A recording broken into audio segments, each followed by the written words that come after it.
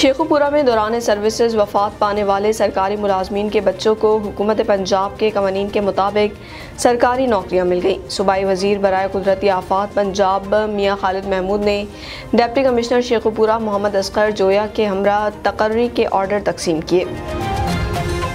صوبائی وزیر برائے قدرتی آفات پنجاب میاں خالد محمود نے ڈپٹی کمشنر شیخوپورہ محمد اصغر جویا کے ہمراہ تقرری کے آرڈر تقسیم کیے۔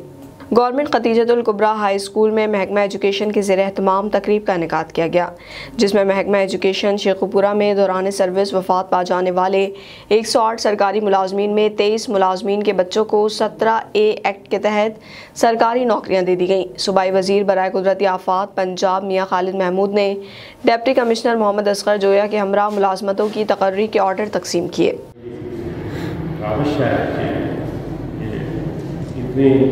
شارٹ ٹائم میں یہ جو گورنمنٹ کا سلسلہ تھا، انہوں نے